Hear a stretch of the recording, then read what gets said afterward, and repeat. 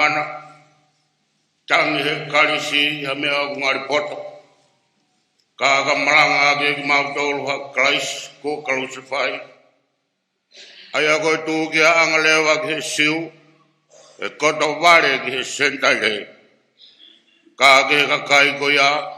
Aya kakai ko ne Filipe. Na siu pekaris. Ko kalaisi. Ko ya iwi o tua. Moi poto o tua. Ke download. Kogu Kolosi ke ufua fie bari ke wofi be ke ate koe. Amen.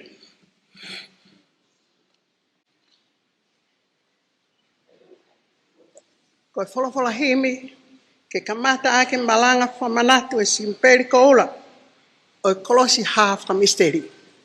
Kono ono nge au tolungo fulu mahiva himi ke tau hiva. Koe otua koe whauni teni o lelei koto ape. Hoko e fua ki he mea mo uie. Lawe ai ki tau tolu. Koe kainanga o whanua. Ko maa mani o whonu i he ofa ai otua.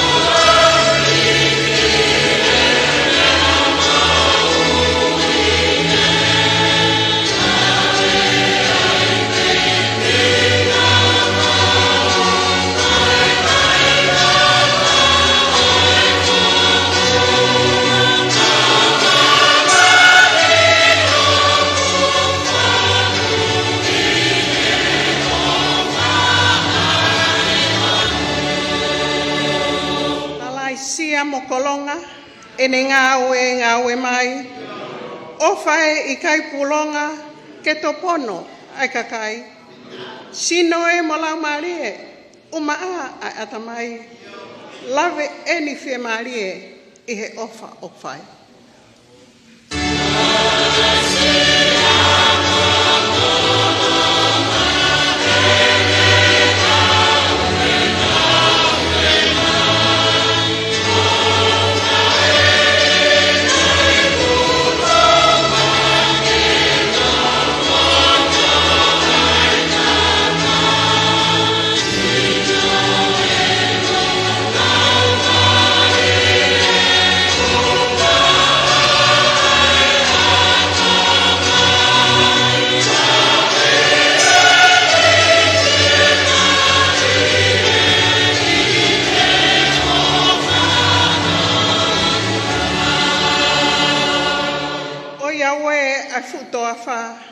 Oktau whanonga ini.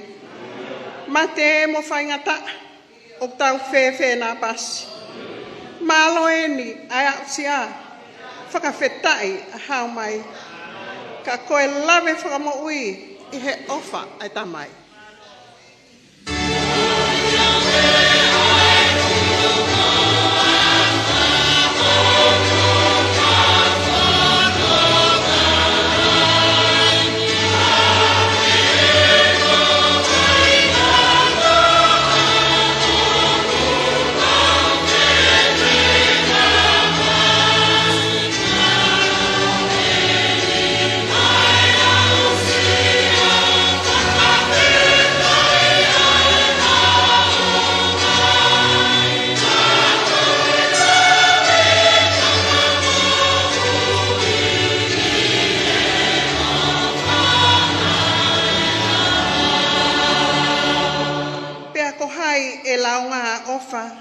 Ki he ofa hulu whau.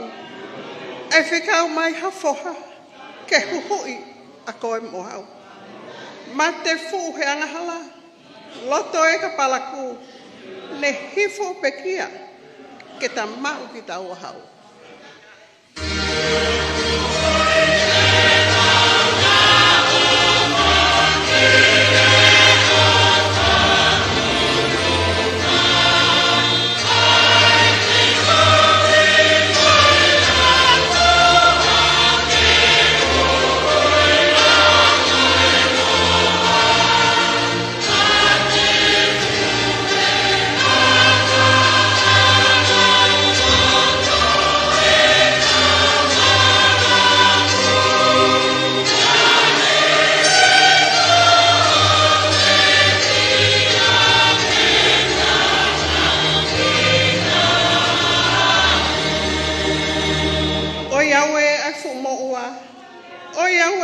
whakatau.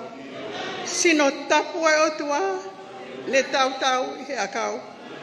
Eiki, o mitau a alo. Fasi whakalangi e. Ka mau kau ke whamalo. O whahulu nai behe.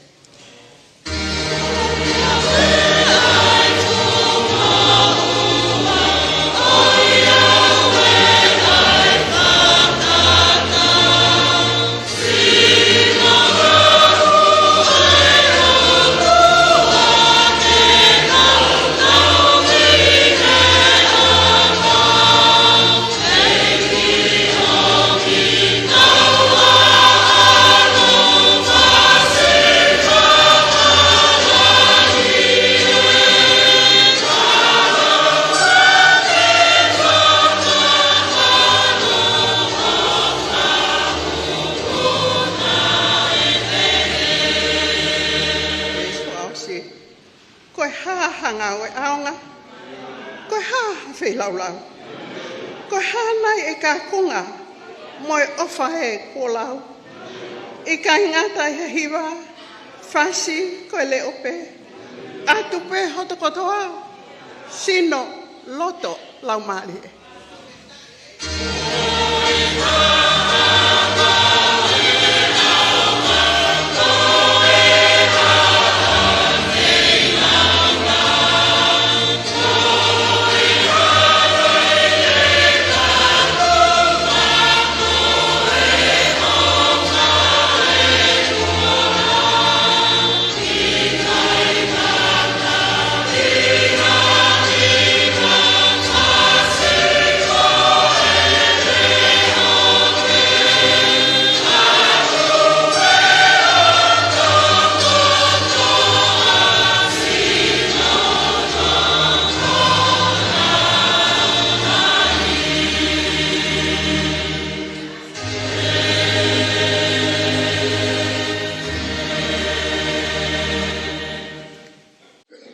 Latu.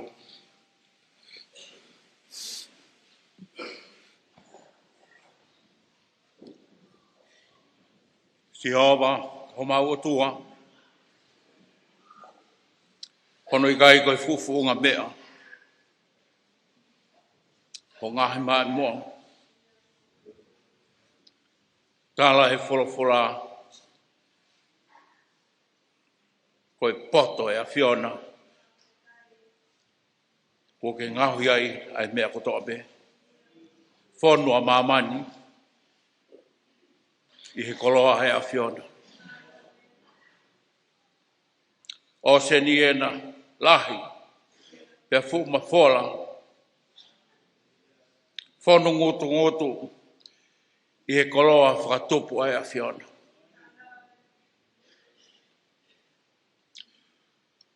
Mea mo ui kotoa be hanga ki ho a whio. Koe ma whola ho tau kupu.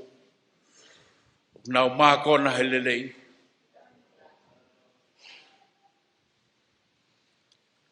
Ka koe taimi au ke hanga kehe hufanga he whakata. Mau pupu tō.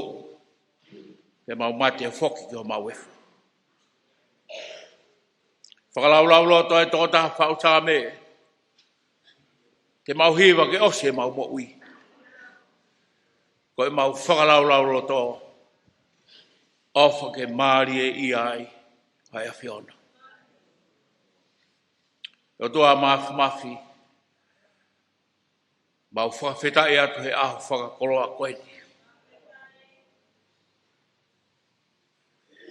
I la ko fie ne a whio. Tupou ono. Koe tui e o Tonga. Tā hine kuini o whaina. Kuini Nanasipau'u.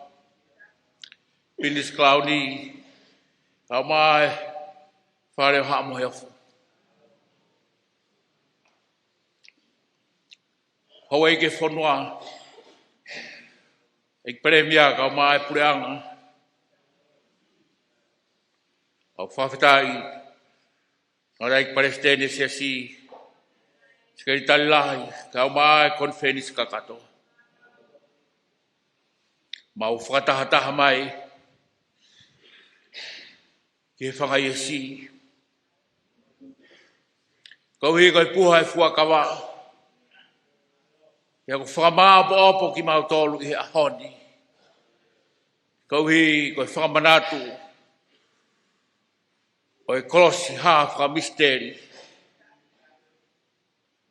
ko Siupeli Koula. Pea ko mau whawhetai, pea ko mau fia. Kauhi ka ne tae oua e kaumaya e a whiona. Ei kai te mau au sia mai, ai aho whakakoroa koe ni. O toa mafi, mau whakawhetai he pongpongini, mau mamata ki he mama o e laa kua whuaki mai e a whiona. Hoholo he Kolosi, pea kone o mie mama, pea mo he whakaloto lahi kia te kumau tolu. Koe a whiona, o kumei ai mea kotoa pe. Koe tālai e sā me o e aho koe ni.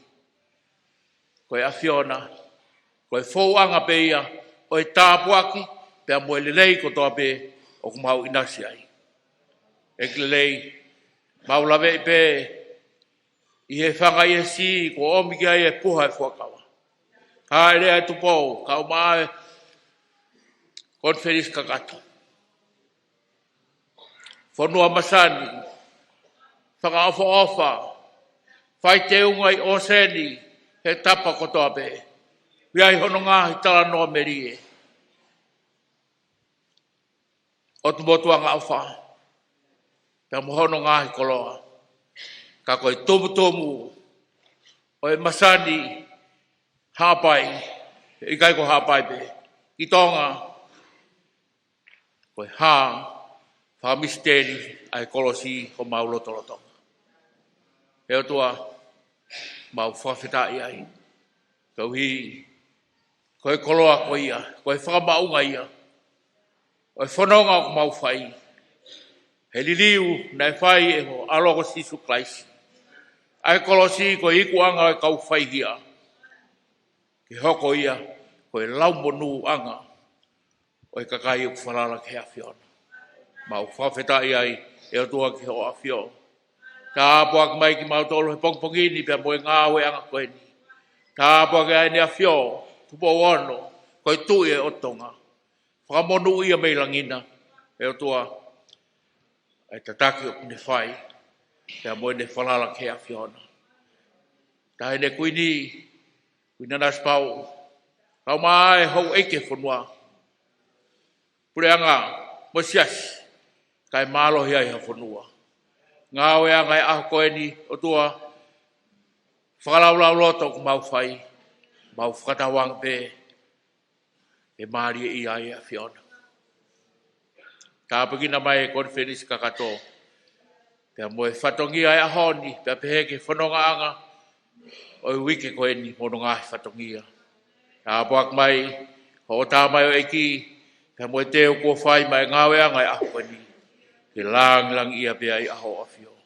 Eo tua, koe mau lotu ia moe whawhetai, e huafa o Sisu Christ ko alo, ko ia ho mau whakamoui. Amen.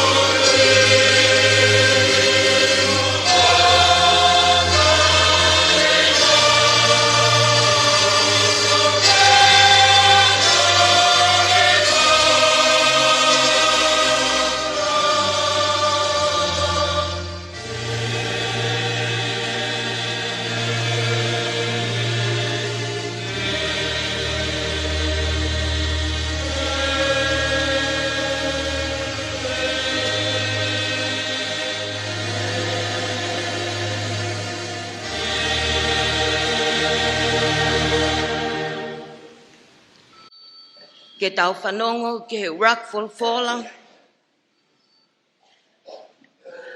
i he Ouau ki malanga Fakamanatu Siupeli Koula o Kolosi Fakamisiteli. O to oia me he puakawa motua, tohi no mipa, uataha o wahe, te ulau mi hono wha o konga ki hono hiwa. Ko yanga ia e whanonga ha isleri me ispite ke whanua o tala o wha. Pia nau tuku whanonga atu me i he mo unga ko hoa, i he hala ki he tahi kulokula. O e nau alu, takai ki he whanua o itomi. Pia na e hohaa ai lau marie o i kakai, koe uhi koe hala. Pia lea ai kakai ki he otua mo sese. Ko ena, ko mo omiai ki mautolu mei ispite, ke mate i he toa wha, he o ki kai ha mea kai, pe o ki kai ha vai, pia o whakarilia e mau mo ui, ki he nge es mea kai ni. Pia whekau atu e sihova ki he kakai, hawhanga ngata vela. Pena o se kakai, pia na e mate hafu utokola. Pahawa e kakai ki a Mosese o nau pehe. Kua mau hia, he kua mau talaka i a Sihova mo koe, ke hu ki a Sihova, kene ave ai whangangata mea tek mautoro. Pea hu whekina e Mosese ai kakai. Pea wholofola a Sihova ki a Mosese. Ngahui, ha o ngata vela. O ai ki a fuka, pea ka pehe. Pea ilonga ha taha ko usi, tene sio ki ai, tene mo ui.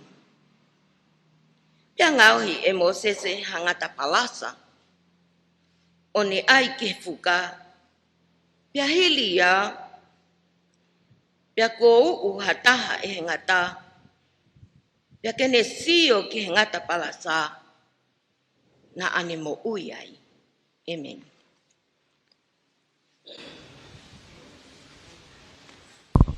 Fola ia me ia whaiwhekau, loto kalafi nau palaki. Ai au ko amanaki, ko e wahenga foa, pea mo e kau hiwa, teu i e ngahi wike, ko tau si toa ki ai, ko e konfelenisi, te au mātaha. Falelotu, Fakamanatu o kingi Siaosi, Tupou oloaki, ko e kau hiwa, wahenga foa. Ngai foki ai fia mo e hakailangi tau a hoi ne whai kia i e teu whakahoko ai hiwa whakawhetai.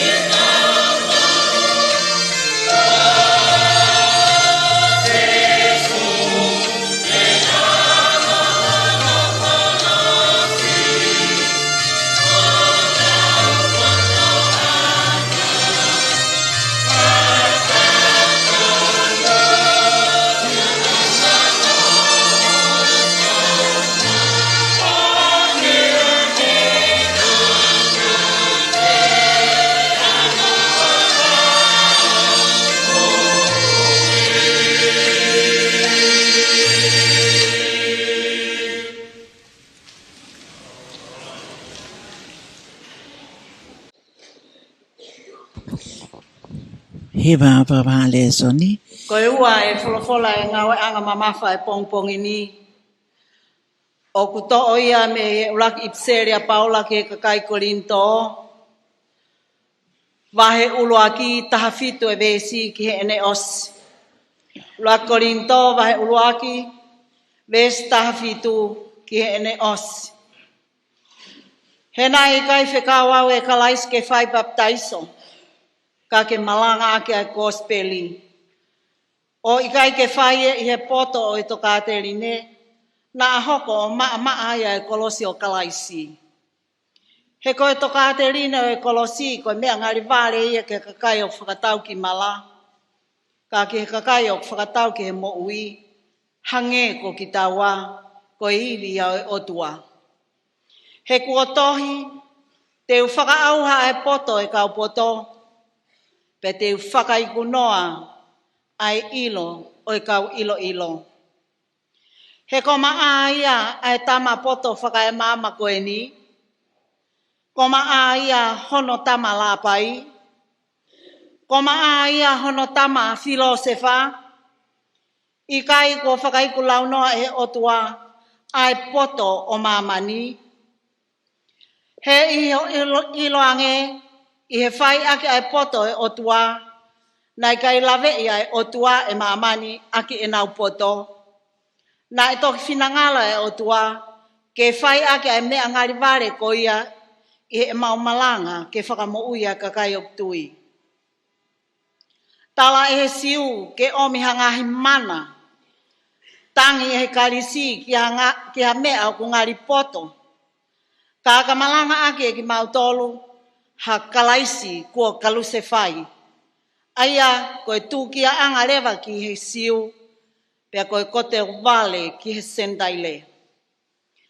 Ka ki he kakai ko ia, ai kakai ko ne fili, pe oku nau siu pe kalisi, koe kalaisi ko ia, koe iwi oe otua, moe poto oe otua. He koe mea ai otua ku ngari vare ku poto ia he kakai, pe koe mea ai otua ku ngari vai oku maa lohi ia he kakai. He wakai ai ui o mautolu ka inga. Tala e hai ko ha mou tokolahi koni poto whakakakano. Tala e hai ko tokolahi koni maalohi. Tala e hai ko tokolahi koni hou eiki. Kehe ko fili e otua ai ngahi mea o maamani o kuvale ke whakamai e kau poto. Pea ko fili e otua ai ngahi mea o maamani o kuvaivai ke whakamai a ngai mea o maalohi. Pea koe ngai mea o whakatua o maamani, mo e ngai mea o kuta e tokai, iyo, koe ngai mea o kuikai ko ha mea, ko filia e otua, ke whakanoa a ngai mea o kulau koe mea.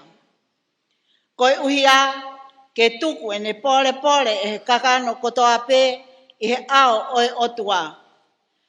He ok mei he ene awhioho o moutu oni, pea ia kalaisi sisu. Aia, kua whakatu me he otua, koho tau poto anga, koho tau whakatonu hia, mo whakamaa oni anga, pea moho tau huhui. Koe uhia, ke hoko o hange koe tohi, ko ia o ku viki, ke ne viki, ihe eiki. Koe ngata anga ia le soni o e pongpongini. Siaosi ana pale whao pea moe wholofola. Ka koe skeitari lahi eni, mo lotu whakawhetai o e Kolosi. Ke tau whai ai lotu whakawhetai o e Kolosi. E tua mafi mo tai ngata. Taru me mua au ke i lolotonga, pe ai pehe ai pe o lau i kuonga. Koe arifa, moe o meka. O mau whawhitai atu koe uhi koe Kolosi o kāre vare. Ko hoko pe koe teunga fungani o kau karistiane. Nai lau toku ai mua koe tau potu i he ngari vare, tapu mo a fio, Ko hake aki ia. Hena e whea ai ho aro pele. Ko e whea lau whakaho i fua. Ka taru ai mo e tau orunga e Kolosi i e whakailonga kotoa pe. Ko e Kolosi e ni ko whakaola i Pulela'a. Ko e ahoni. O mau whawhetai hono Siupeli Koula. Na i kai koe hoko noa mai pe.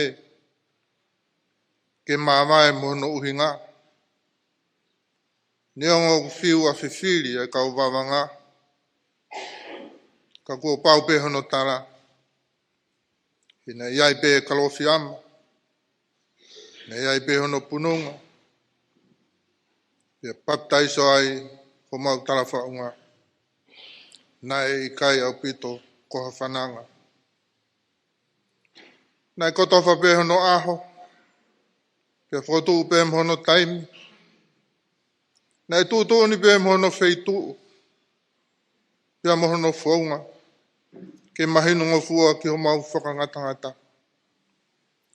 Na iai pe hono taula eiki. Ke o whongi. Mohono kau mai te aki lotu. Ke nau whewha mōni aki. Ke oua na aka atoanga atonga. I he nau koloa ko e tau ataina mo e konistu tone. O ta e kawai a Pulela'a mo e Pālotu anga. Ko e haoni mau punou whatahai ho ao. Mo na awhiwhio mo e whare o haa mohe o fo. Hoi ke e whanua. Ek palemia. Ka minista kabineti. Ka ta ek presidenti. Ia mo e conference kakato kono te au mata. Ke mau whamon whata. Ia mo e pētelia ke o kukai haa maurerei o ata mo e awhiona. Eik tukumua ke hoko pe Kolosi o tūloa i ho maulotolotonga pia ke tupua.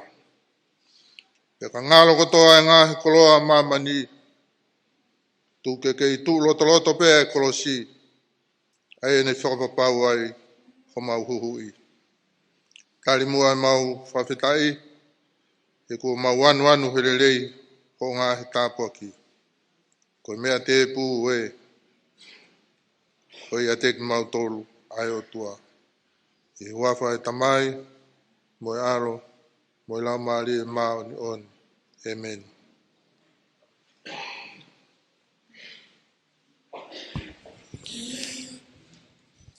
O wau e malanga whawhetai. Himi honoa. Pea mo melia me koloi. Koe whorahini, honoua, te tautohi vai, ono ngeau, ono ngofuru mātaha o himi, te tauhiwa. Ka holo hifo a mamani, mohono ngahi mea masani, koe tata te tui pau, ko hoku fu tuunga mau.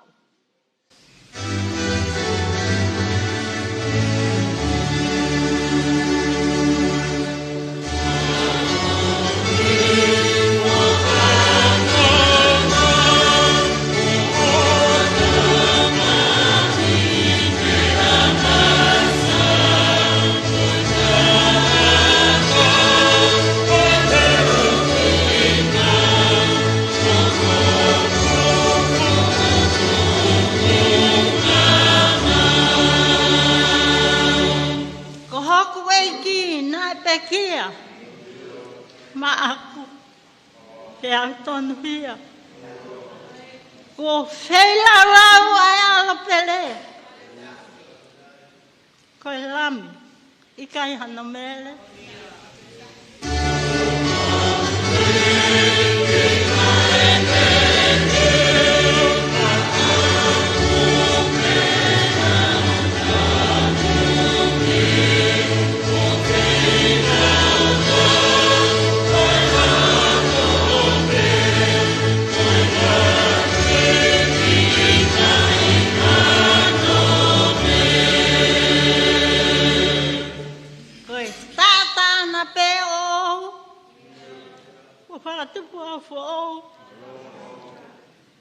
O ilo ai kua hoi fua.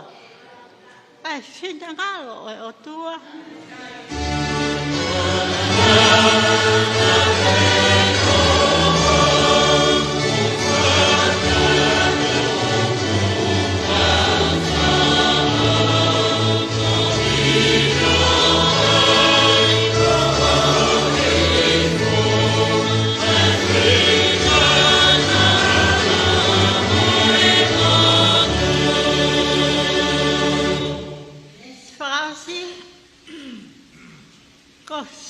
Siupe, teu tungai, o kau ka hake ki he langi, hona hua wha, teu wiki, o whai pe, ki I tāniti.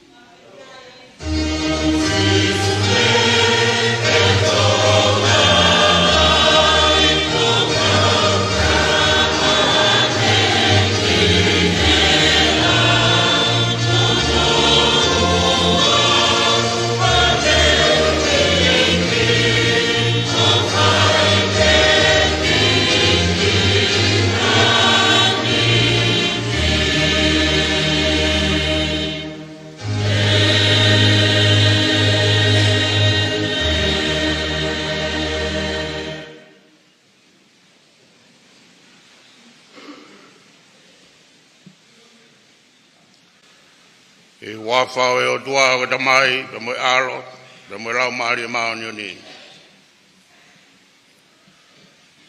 Ai o tua o ki ati kitau tolu, I he taim kotoa be, I he feitu kotoa be. O whai e tau hu ki ati ia, I he loto apasia, pe mo lau maari e totonua. Tap me ahon,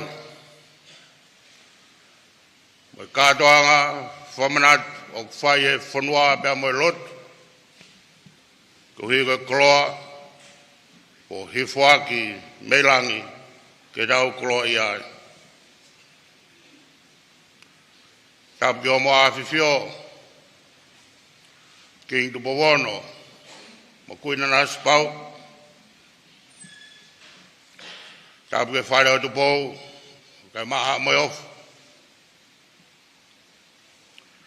Tap ke hoek no pere ane a fio. Mai hoek ke whanua. Lutu I pālei, ka maa kioa, ka wātoa moha matapure. Tap ke tanaik palemia, ka maa e pure anga. Hai komisiona ki Australia, kau whafonga ngai whanua muri. Petapu ki Sekretai Lahi, kau maa e conference kakato, kau maa e whakataanga eik, o tau kau kato ki ai ap ko Pulela'a I Pangai Hapai, pea watu ai whataboni, ke dek motol kato pe o kumea mai, I ngai whainga maari e ke, o tau whetutaki ai. Tau whawhitai ke toa mafi, ai ko lot, ko whailonga ia kai haoni. He ke mahina o tau kau pe mo o tua, o ke kau mai pe o tua mo ki tau tolu. Tau whai e kātonga whawhitai ko eni, ke hiki a hono rang rangi, pe ke whai pe o tai ngata. Tulo kai whai e maranga, ke whailonga e aho, me kātonga tau maalari e honi. Port Provola maranga ak me ipseli ko whai no hino a Paula ke kai ngai Korinto. Rai kai ke whikawa o e Christ ke whai baptaiso, ka ke maranga e kospeli. O kai ke whai e he poto, tukatirine na hoko mama, ai Kolosi o Kolosi. E ko tukatirine o Kolosi ko mea ngari ware ia ke kakai o whakatau ki mara. Ka ke kakai o whakatau ki mui, hange ko ki taua, ko i vea o tua. Ka venga me malangani, ko e tā kolos ai whenua puna puna ko iwi mo poto o tua. Ko tā kolos ai whenua puna puna ko iwi mo poto o tua. Ko Kolosi ko e whailonga o e whakamau ton o e whelaulau li ak mui. Pe oku koula pe siliva ngari poto pe ngari ware ko e Kolosi o Kalaisi ko i kuna. Ko e Kolosi o tau malari ano Siupeli Koula e honi ko e Kolosi musie. Ko e Kolosi mo ui anga vai vai watoa ki lalo ko e Kolosi o e whanua mohono kakai. O toi Maria e Kolosi hapaini. E koe Kolosi o tokoto e whunga e whanua. Pea ko hono kāpasa hātou totoa peki hahake. Ko e ura Kolosi e tok whamatala ki ai. Nai kai ahano tūanga. Ke tūak.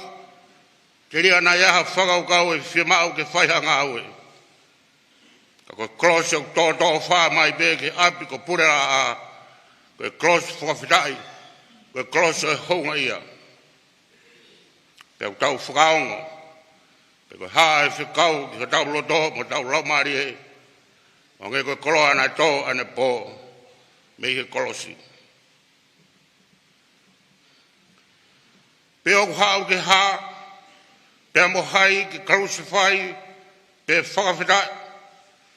Ko e Kolosi ki he kariskiare, ko e Kolosi pe o Sisu Kraisi. Kolosi pe e tahau ki ai hono mahu inga ki he kariskiare mbok tau dolu. He koe Kolosi pe ia o e tohi tapu. Une tala noa mai ke whilau lau nai whai he o tua ke huhui mo whakamuia mamani a ki hono alo ko Sisu Kraisi.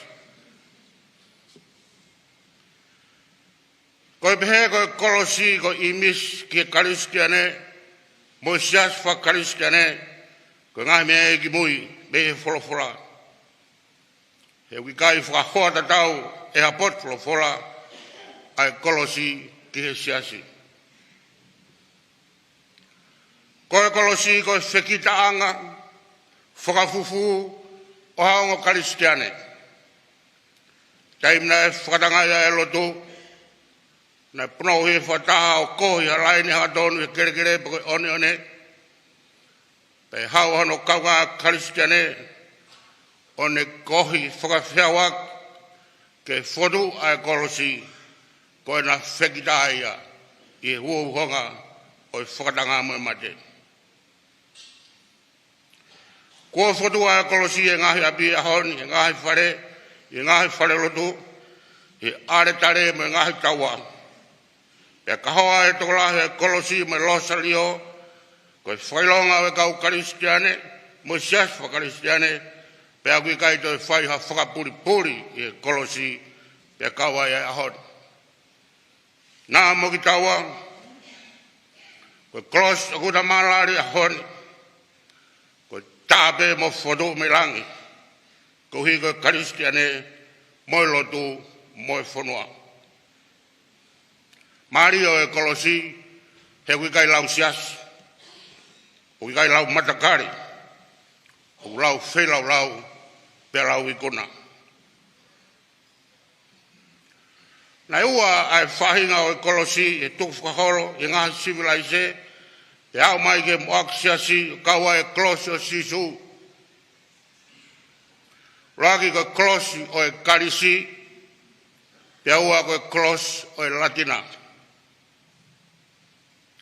Ko e Kolosi Latina ko e akau whakalawa e tui ai olunga he vai uanga maarie.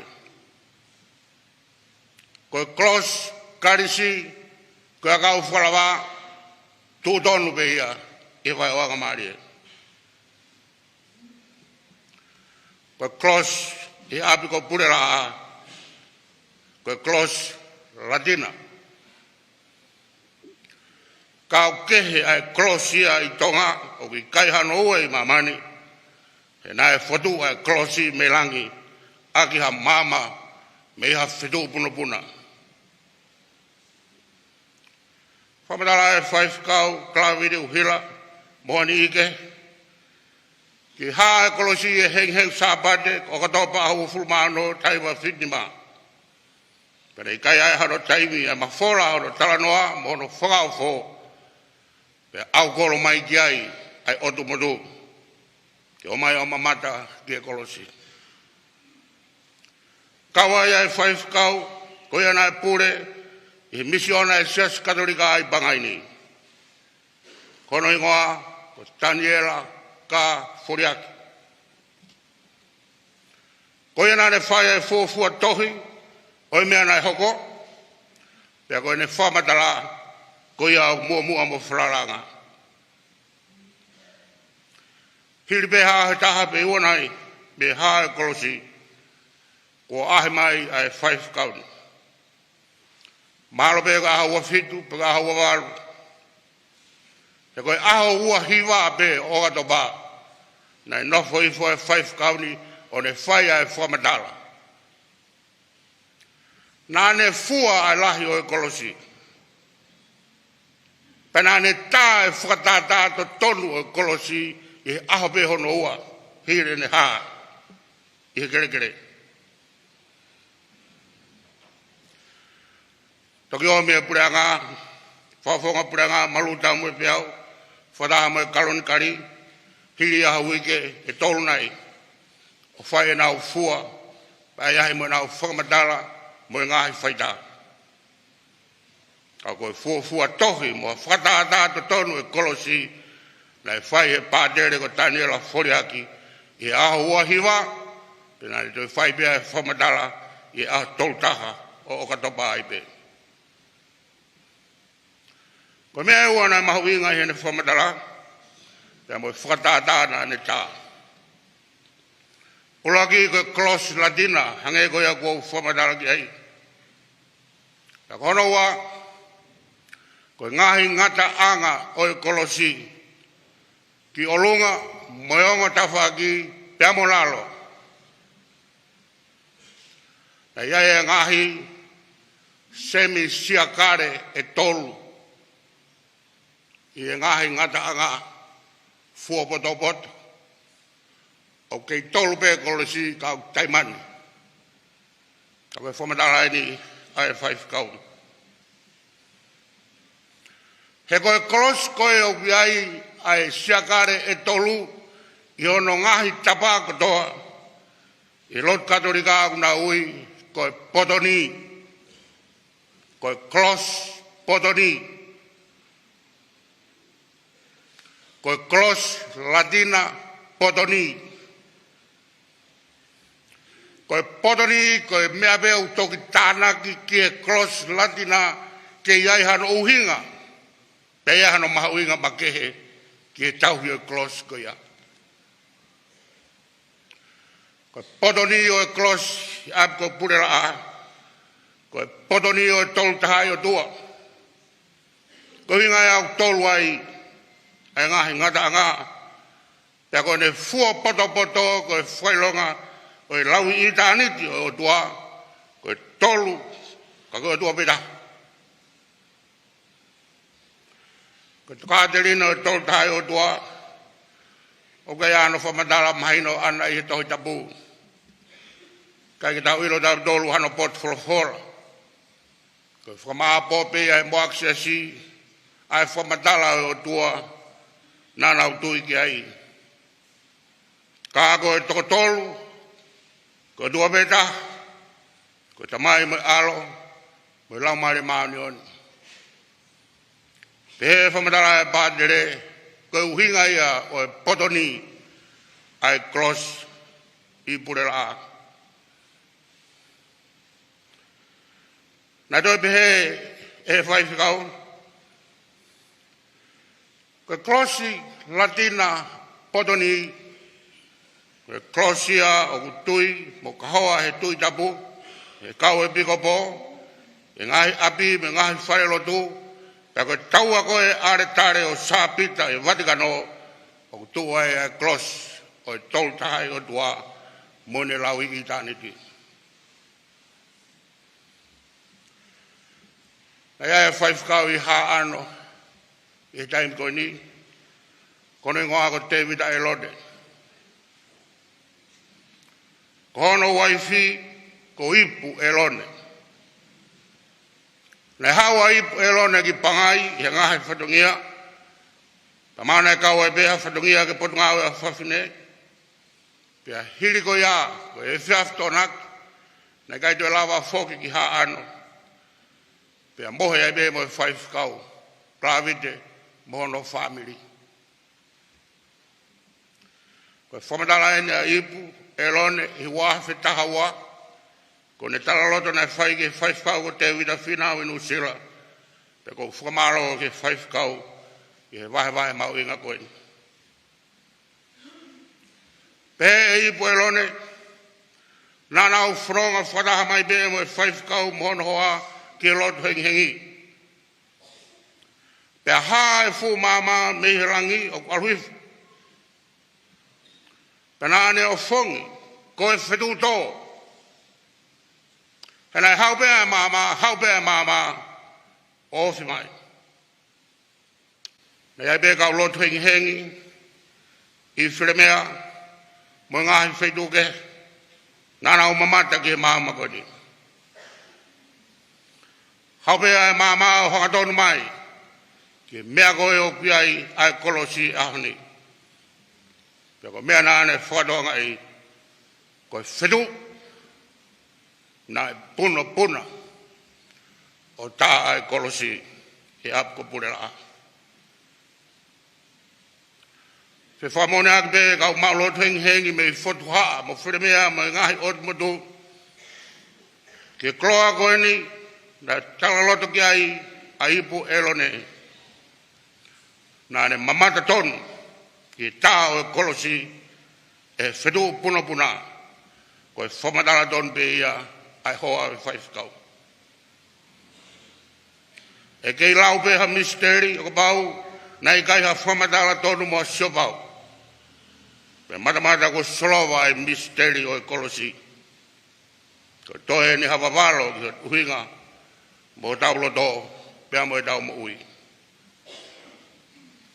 O ko futuat, urak, o whamon mai ai Kolosi, Latina, Potoni.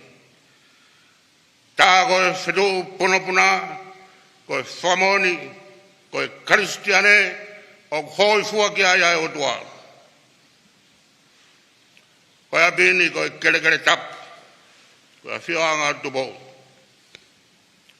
Kā koe nane turia te volo me whanani, whauha nau ngai whare hufanga, mono kau taula. E nane whinangalo, ke lotu a hapai, pe lotu motonga.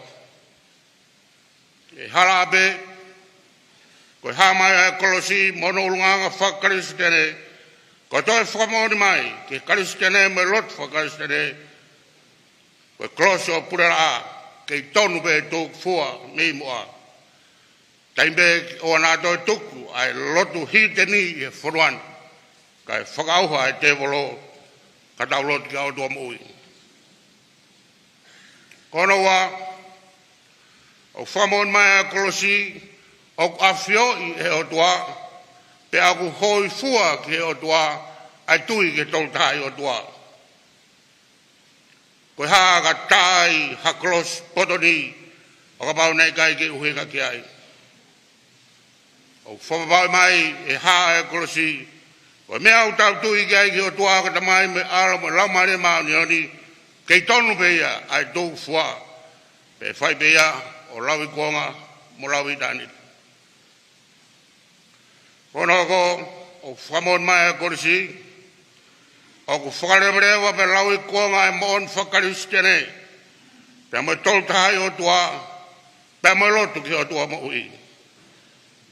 Pe ko whikaua ke fu kloa kuia i e kere mo e whanua, mo e lotu mo e whare o Siaosi Tupou laki e lau i taniti, e lau i kuonga. Na whakaloa tātola ne po e whorafora, ke ngahi api o ene awhio aonga ke whunua pe Falelotu, hange ko Pulela'a ni.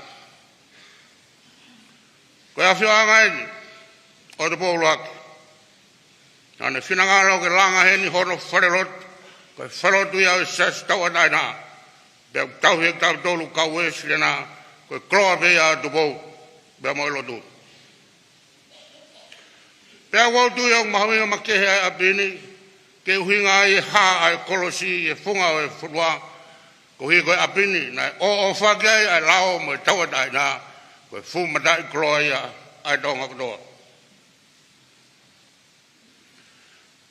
Taku pe koe ulaki lao ko e wawau kouti, ko e lao wawau tahiwa toluhiwa, tahawalu toluhiwa wha Moimoi. Kau tohi pe kau historia, na iai pe hapai kouti, e tau e taha ki mua, ko he tawalu tolu walu. Ko lao hapai, na iai lao, ki e kaiha, mo e whapo, ki e tono, mo e whiauaki, pe ko e whofua fotu e lao ki aho sabate, na e whai iai hapai, he api ko Pulela'a. Ka mau i halao, he hapai kouti, te tohi pe koe angahara.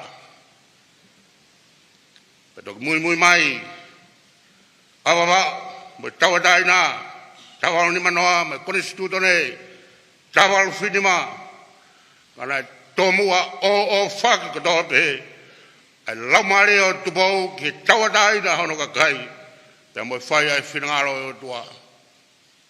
Koe hākai kai omi ai Kolosi, ke abini, pe mo tau whanua. Tai ngai a mamani ke punapuna e whetu tā Kolosi, kai hifuhanga ton pe ki Pulela'a. Hātu e whiha e mamani o nau ngahi palasi whakafof, kai hulu mai pe ai Kolosi ki Tonga, ki hapai, pe ki he awhio anga. Ai potu nai tulutu heni, atu Paulaki, o whatomara ki ne ngahi anghala mua, ka e luluku ia e kau misnare, pe ane hoko koe fuafua tui Karistiane ia e otongani, koe tui hapai. Koe kere koe ni, nai whiongongo ia ia langi, pe nai hifo mai pea e whidu punapuna ki a pini, e koe api koe ni, koe langi ia i mamani. Koe klosi o sisu, ma klosi koe ni, nai tā he whidu punapuna, ko iwi pe ia mo poto o tua. Tangi pe siu ke mana, e ke he karisi e mea whakapoto, ka nai hoi fua pe alangi ke whotu, ai klosi koe ni, e ato Tupou. O tohi pe ke kakai loma, ko whae a whatonuhia mehe o tua, ai au tae kawai ai lao. Ka nau whaki pe ai whatonuhia, i hene ofa pe ana, ki he mea, he totonga hui o kuia Christ Jesu, ko mea whakatup hoi fua, tuunga i hono tata a, pea fōu he tui. Ko Paula ia ki loma. Na hoko mai pea Kolosi ia ki heni ke whailonga, ko whatonua pe Tupou, ai ofa whakautua, e ne whaki ai lao ai tawa taina ke uhi ke whakatonuhia ono kakai, e ne ofa atata pe ana. Koe Kolosi koe whakahaka kato, koe ofa ai o tua ki hangahala. Pe ipsari, ka koe o tua kune whakaha e mooni o ne ofa ana kiari ki tau tolu, i e pekia a Christ ma tau tolu, lolo tonga au tau ke hangahala. Koe whelo rao ne whai, koe totonu nane ma, ke whanua ma tau taina, nane whuaki noa pe hono kere mo hono whanua, kau maa e tau taina, ke whakatu maare a Tonga. Rotonga koe ana ki nofo masiwa, mo moi manawahe a Tonga, ke ngahi mawhai pure o hou e ki, e kono whakamoni eni, na e hoi fua pea o tua ia, ke ngahi mea koe a kutoa. Koe whakaosi, koe klosi o sisu, mo klosi koe ni, Koe mawanga iwi mo poto whautua, ke ikuna ke ang hala ko tope, ka hoko mai e ka hau. Cross, kita wanga hau-hawa, kita wanga whautua. Te kone wholofura pe ia. He koe tona ki ang hala koe mati. Ka koe mea awha atua koe muuta ngata, tu ia Christ Sisu, ko tau eki. Kono poto ia, mohono iwi. Ene whakaere mai e whidu, me tai ha mai. Moa whekau e Kolosi ke whare o Tupou pe Tonga, pe mai lot whakaistene. Ona ngalo, ona ngalo. Koe Christiane o fua Kolos. Ka tau pe koe haa, fua tau Kolosi, lia ke tau mui mai o tua, neo ngai pe mate, te tau fua Kolos pe. Nā koe whekau pe e Tupou. Koe fua Kolosi, koe whakai, ikai, hoto ki tā, mo hoto loto, hange koe lotu i ketse mani, o nā whai ki hoku loto, kai whai ki ho whinangaro. Koe whekau pe ia, ki o tau raumari e, mo tau mo ui, koe whai ai whinangaro o o tua. Tauanga ke whamonui ai pe ki Tonga, mo i Karistade, ai tauhi, ai Kolos Pulela'a. Amen.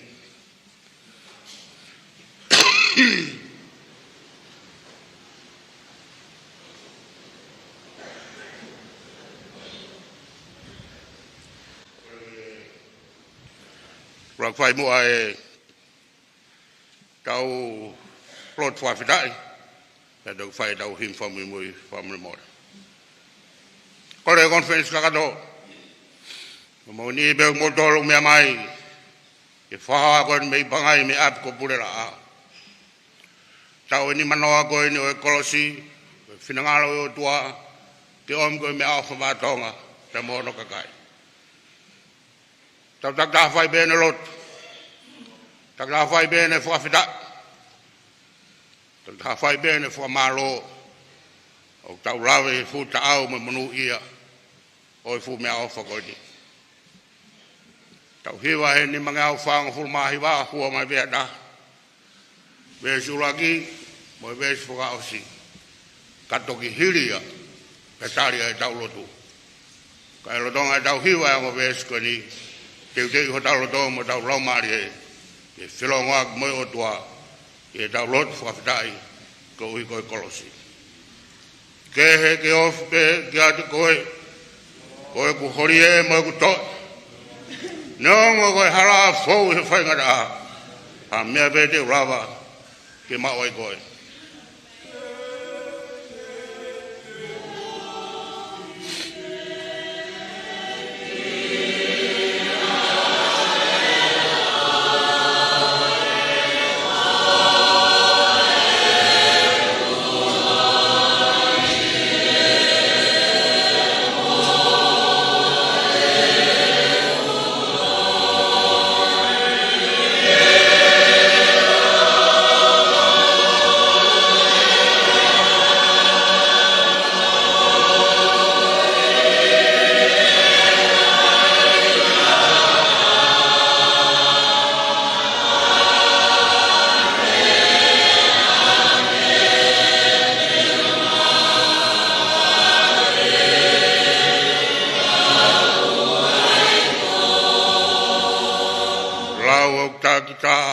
Kolosi, ya kono hala ke whakawhi. Hoku Kolosi e te fuawhi marie, kehe ke uofi pe kia te koe.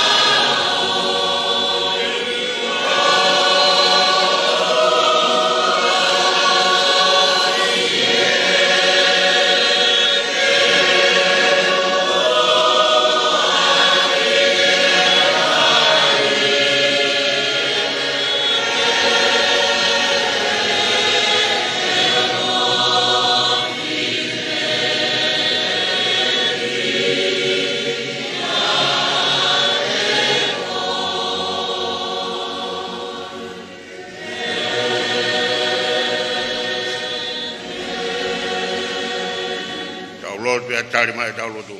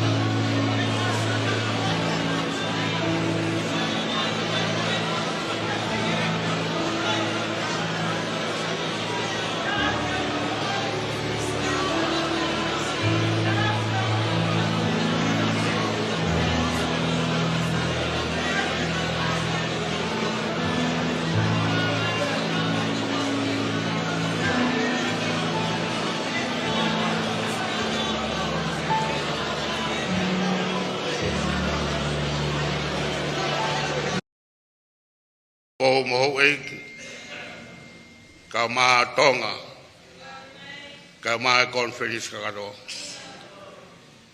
tawange hoko atu aho hoi fua kia di mau tor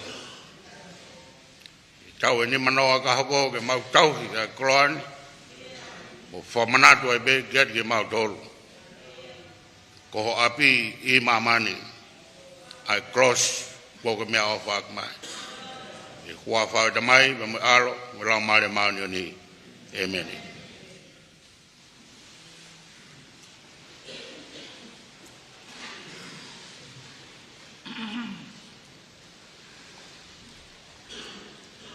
Koe wholofola he mituku. O malanga whawhetai o e Fakamisiteli o e Kolosi. Ko hono ono ngeau ni mangofulu mani mau himi mo mea ke tau hiba.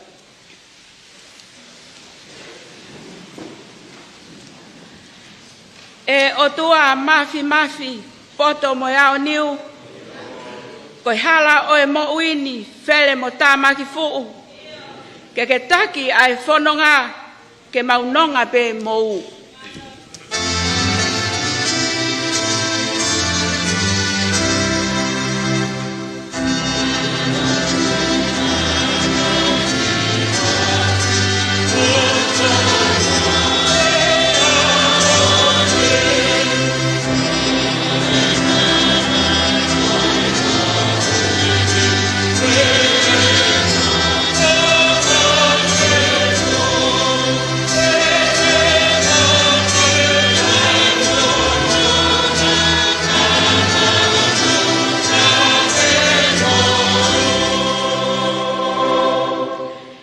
Eiki alo oe o tua, malo ho a feitau lalo. Hifo ka mau mo ui, ha whahinga tō ki lalo. Malo peho kei kātaki, ta e mangoi ni whakaofo.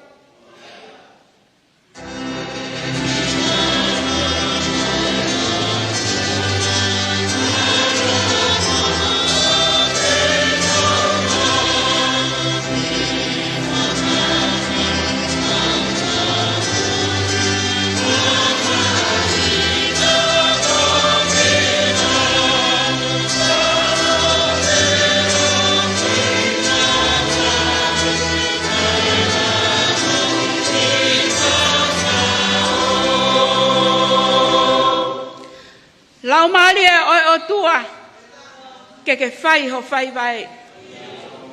Whakaiwi, Whakalelu. Whakamaa e lau maalie. He ka ke ka ofi. Ofi ai pe.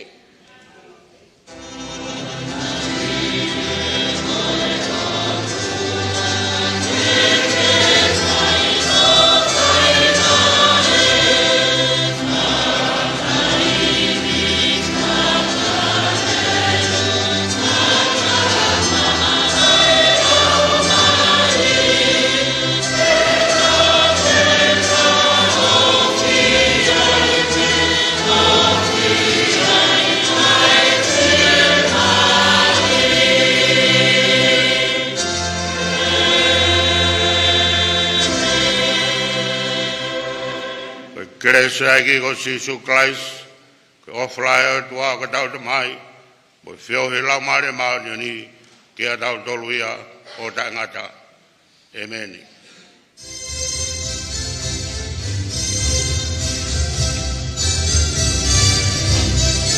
Hey!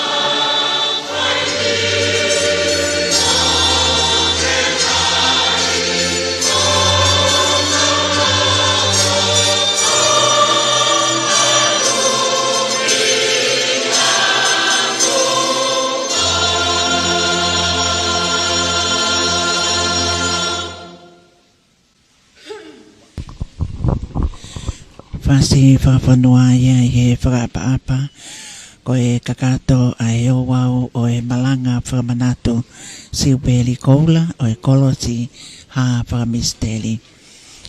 Ko e haele a ena a fifio a ia ko e tamatu i o Tonga ka e umaafoki a e tahine kuini o e taloni. Iai a e lawe i he hoa koeni i he Falelotu Fakamanatu o kingi Siaosi Tupou uloaki. Oko iai foki a e Pakai ka veinga kua foto. Tau whaftai ko tau pere heo tua maaf.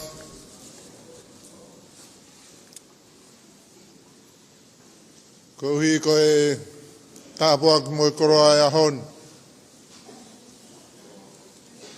Whetu puno puna. A whea e kere o Pulela'a. Tohi ai e Kolosi i e musie. Au kei whamon. Au kei tuku mai pē me lang. A mama ke huru ake tau whanong. Whanong ki he talaloto ne whakaongo mai he tangata Majesty. Mama ne hurungia pia ofo ai. Ai kau tauhi sipi Peteri hema. Neongo na e Tuku'aho. Ange ne pehe ai tānoa o mama ne malama api ko Pulela'a. Ke hae whetu'u puna o tohi ai Kolosi pe aku kei leani ai tohi ko ia i o tau rota mo tau lau maari i aku whawhetai ai Siaosi. Ko ia hon e tukupā ko e aho pe ia o e Kolosi. Talu mea ni heng, wano ngahi polokalama. Whamau ai ba mo e au kai e conference. Oko ai mono maranga whaeiki. Ia ko Tonga hono hoko na e uhinga ke whai ai i mista e conference. Oko kai whainga maari e i he tūpunga. Ia hiri i mista na e uhinga ke tau hoko ai pe mo e polokalama ai tau tupu o Haa'api. Ke nau whakakoloa e conference he na nau whau e nau tolu e nau ngahi taanga. Pea mo e nau ngahi hiva. Kau tonu ki he Kolosi. E tau whalere pea o hangeha a tau ki Polotu. Moimoi. Ko e sea, ko e whaifkau. To e tā, ne di Italia i niu mei tolu. Pea e kaurea, e tō wholofola e tahine kuini. Hoko pea mo whaifkau, to ke tā mere ana plok. Pea kui hen, pea mo e whaifkau, to ke tā nāsiri whakauta, pea mei nu siri. Ko ki nau tōlu ia, te nau whakakoloa ai polokalama. Hoko atu pe mo e kawe inga, ko e Kolosi i Pulela'a.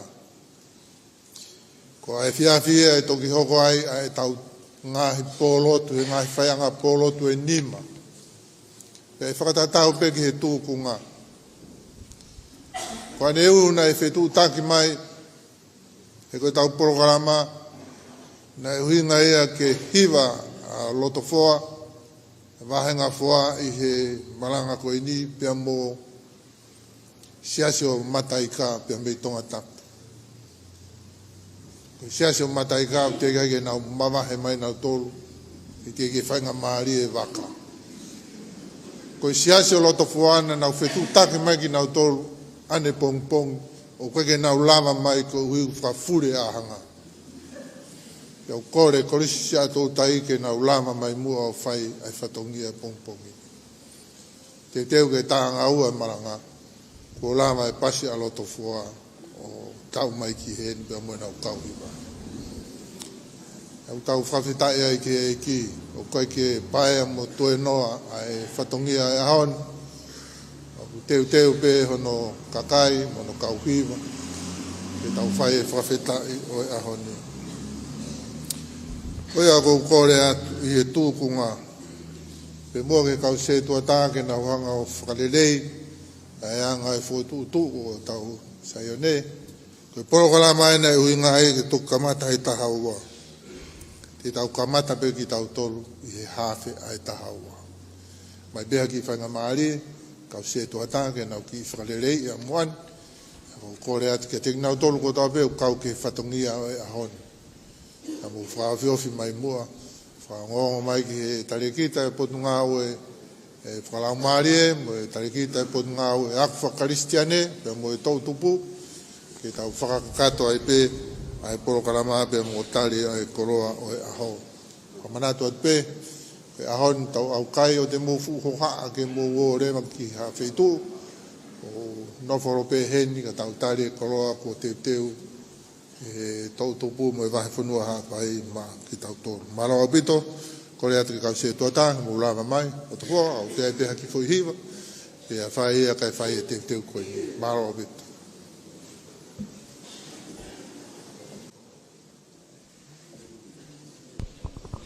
Aia koe kakatoia o e malanga whakawhetai, ni manawa o e Kolosi Fakamisiteli, pea oko iai ai koloa ia i he kawenga ko tuku mai he tangata malanga ka ko e tangata i Palestini o e Siaosi ko e whetu o punapuna me he wholofola rakolinto mai o raki vestafito mo e tahavalo. Oko iai ai whakaamo o tau whelongoa ki lelei pe i ngalu ea pea utak lelei atu ai whakahoko patongia ka e le pasi he ai fai patongia ai le tio mo e televisione Tonga mo e timinga awe ai komso ni whakamapola lea Tonga amna ke tau toi hoko atu i he polokalama o e vete au kai malo apito ho mau mea mai ka mau mea